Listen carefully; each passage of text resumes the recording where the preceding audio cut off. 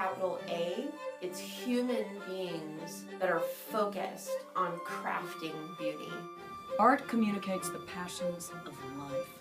It is a visual self-expression. My name is Bryony Stroud-Watson, and I am a violinist and violist. I just recently moved back to Chattanooga after living in New York, playing in New York, and teaching in New York. String Theory Youth Initiative. It's run by students, and our goal is to bring awareness to how much music, and especially live music, can really enrich your life.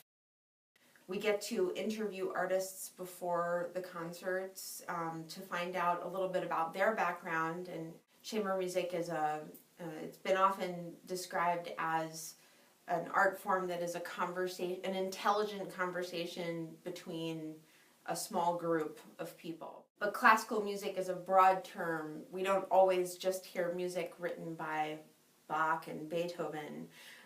As the last String Theory concert, which we had, was all percussion, and a lot of that music is actually very contemporary. So classical music is just a term that we use to define high art music versus popular music. Art is about beauty. In the natural world, there's tons of beauty. This is the perfect time. It's springtime in Chattanooga. Art with a capital A, I think my definition is it's human beings that are focused on crafting beauty, which is different than just naturally occurring beauty. It was made by man, it was crafted. You have to become an artisan in order to partake and participate and create that art. It's so important. What we're doing is educating the audience and trying to bring more people into the appreciation of the art of instrumental, in this case, chamber music. Artists tend to articulate emotional range and really push those ranges, to the limits. A really great concert experience, usually you have this feeling that the audience is just as involved. We need each other.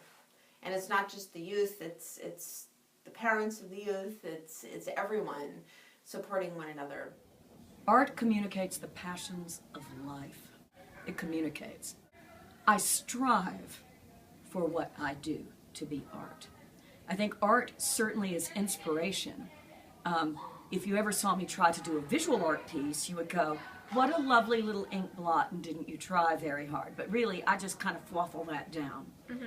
I think art is a combination of passion, craft. Like, what do you want your audience to know? What do you want your audience to do? How do you want your audience to feel along the journey? And what sort of careful crafting can you bring to your communication tool to help the audience feel that? The audience has to feel it. For it to be art, the audience has to feel it. But I think it's passion meets crafting, fine crafting, something that affects how we feel every day that nobody thinks about as having an artistic flow to it. But that's just traffic. Urban planning, who would think that? Urban planning. Every time you get in your car to try to go through this light or that light, what you want to feel is something that feels clean and easy to get through. And while you go through that path, perhaps it's visually pleasing along the way. You emotionally experience that. I believe something as simple as urban planning can be artfully done in a way that helps those who experience that ride, that literal ride, to experientially affect the mood and emotionalism of their day. Chattanooga, like, wow, right? The public art, the statuary and things like that we see all the time. Looking on things that are visually pleasing, that really affects how we feel every day. I'm pleased right now just to be looking on you, my darling. All you darlings through the cyber lens. All of you. Theater is this, unlike some of the other arts, it is a collaborative art, and it is all of them, isn't it? It's visual art, it's dance, it's spoken word, it's lighting, it's all of these things. So what you have is this tremendously large community. All of that stuff comes together. It's every single person in that collaborative effort is emotionally, passionately not just invested in crafting that outcome, but actually in making that happen in real time of a performance. So something that you might not think about, for example, but I believe the stage managers, the techs, the people on the spotlight, all of that, those people have to manage those cues in a moment that helps the audience have an emotional response to, oh, lights, or oh, that's moving in time on a rhythm thing. The audience has to feel the impact invested in helping audience feel that moment.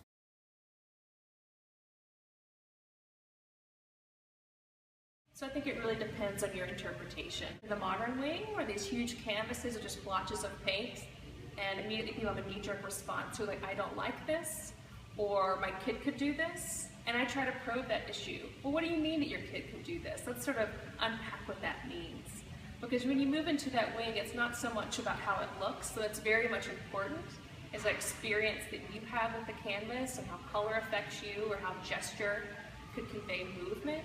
So you really kind of have to reorient your point of view to thinking about a final product versus the steps that led up to that product. In terms of skill, yeah, it used to be a very important part of the art process.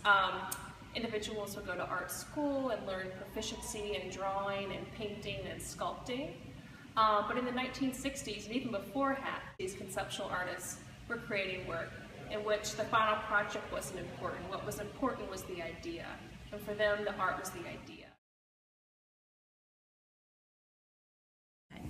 I'm Debbie Glasscock, and right now I'm teaching Art 2, Art 3, AP Drawing, AP 2D Design, College Portfolio, and 8th grade art. So it could be drawing, painting, it could be sculpture, printmaking, photography, dance and drama and film and music, song. Creative writing is an art. There are a lot of mediums that could be covered. Some new, some very old. Abstract art that is good is actually very hard to do. Even though it looks very simple, the ideas and where you put things and why you put shapes or colors or textures where you've put them, there's always a reason to put them in a certain place in a design.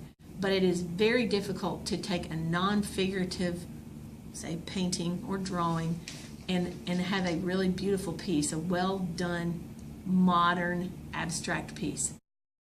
A lot of people do not understand them. If they can't say, oh, that is a identifiable something, they don't think it's art, and that is not true. That's not true. It is design, and it is not always a recognizable figurative image. So there's a lot of art forms that are more than a pencil or a paintbrush. The reason the arts are important is because it's the whole creative process. How do you generate a new idea? What happens if something goes wrong right in the middle? How do you shift gears and change direction? And are you okay with making a change? What happens if you start out with no ideas? Where do the new ones come from? And it doesn't matter what the subject area is, whether you're writing an English paper or creating a science experiment. If you don't know how to be creative and how to go about the whole creative process, that there is a process, there's a step-by-step process, then how does anything new ever get discovered? And it doesn't have to be just art. In fact, a lot of things that happen in the arts are because of scientific discoveries that artists pick up and want to play with. That was like photography. The artists took off with photography. There are scientific discoveries that artists play with all the time. But I think it's the creative component of it that businesses are looking for now. So there are internships and artists in residence working for engineering firms because they need people who are creative, and that's what the arts teaches you. No matter what you want to do in the long run, the arts teach you how to be creative and how to generate ideas, how to develop an idea from beginning to end, and how to improve an idea, how to come up with a lot of ideas. There's lots of applications for art. I guess the definition is quality, beautiful, just good tattoo work to me is good. It's art in my opinion because we take images that people will bring to us and turn them into a tattoo to put on their skin that lasts forever. Like that's art. Just like her, she brought me this. And I made a picture of it that fits her leg and then basically mimic the colors and turn it into a tattoo. Lots of people come in and ask for pictures that aren't on the wall and we have to draw. So, that's art, of course,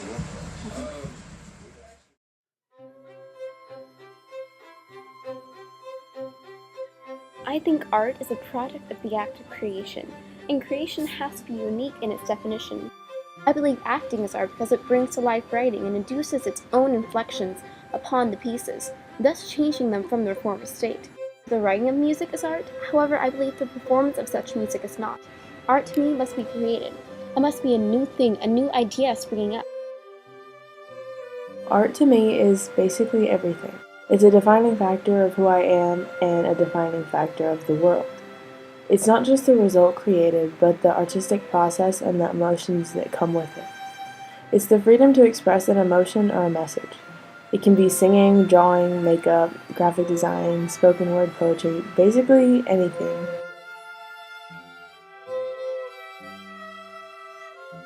To me, art is all about expression. It's an outlet of emotion or a vessel for a message that is relevant to you.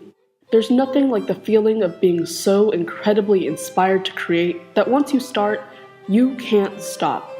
You can't stop until the piece is perfect and perfectly expresses you. And it doesn't matter how you do it, because art doesn't judge.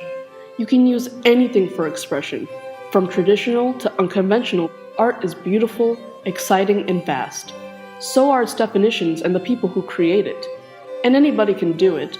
It just depends on your inner creative energy and what you do with it.